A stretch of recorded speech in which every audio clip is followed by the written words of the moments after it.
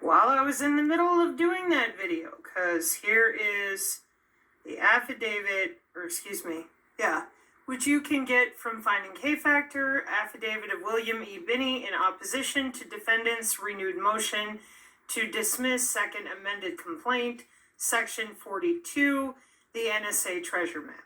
Okay, so that's what I was going over. But then I went over to the X. I know, we're all thinking the same thing. Oh, Sabrina, why did you do that? Well, I can't say I'm surprised, folks, but apparently your brilliant person over there who thinks they know everything claimed that Morgellons is a mental illness. It's really unfortunate. So what I'm going to do is I'm going to post this study that debunked with 3 different case studies that Morgellons is a mental illness. Okay, this is way back in 2012. We actually have Morgellons, I gotta dig it up again, all the way back to the 1600s, okay? And interestingly enough, even in this article, all right, which clinical and experimental dermatology research, okay, the key words, Morgellons disease, digital dermatitis, all right? So then I'm like, all right, so how do follicular keratinocytes interact with nanosensors? That was my search after I read the paper. Nanoparticles and their interaction with the dermal barrier, NIH. Nanotechnology-based techniques for the hair follicle.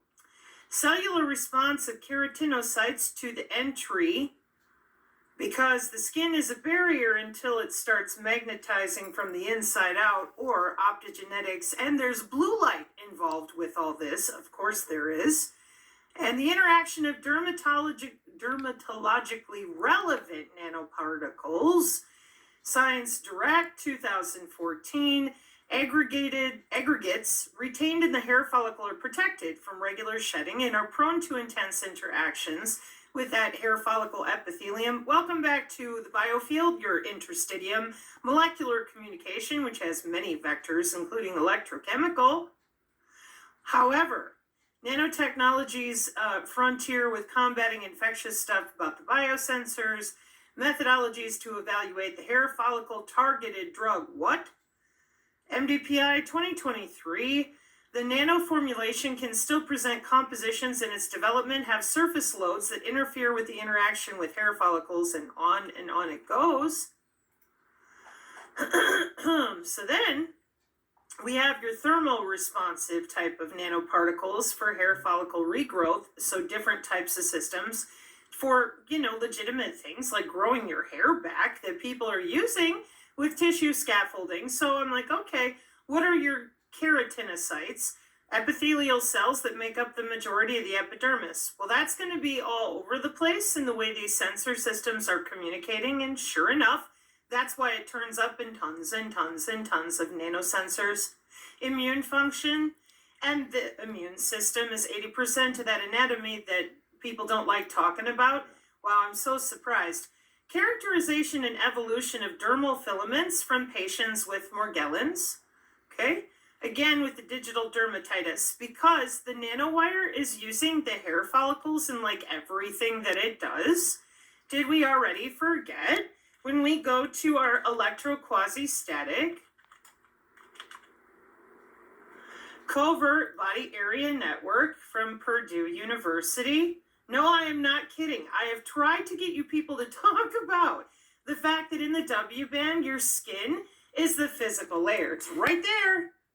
Epidermis, conductive layers below the skin itself, and then we get down into the interstitium and the tissue and your bloodstream and the piezoelectricity of your bone conductivity.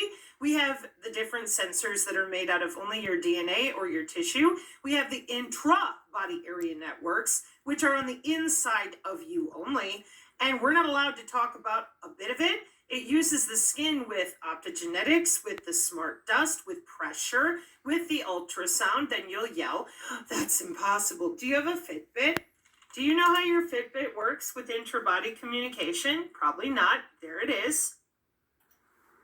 Yeah, that whole thing I just listed off about microwave, millimeter wave, terahertz, and optical, and then your very high frequency, low frequency, inductive, capacitive, and galvanic skin response type of coupling. Yes, and the perturbation method of the ultrasound using pressure. We can use any of those networks, any of those vectors together or apart to elucidate the biological signal from the body that we want to measure. For what? Surveillance and reconnaissance, the Internet of Medical Things, the Industrial Internet of Things, your smart home, a smart building, search and rescue, wound healing, anything we want. Because it's the Internet of Medical Things. And intra-body communication is 802.15.4. In the 802.15 working group, in which your body is the node on the network.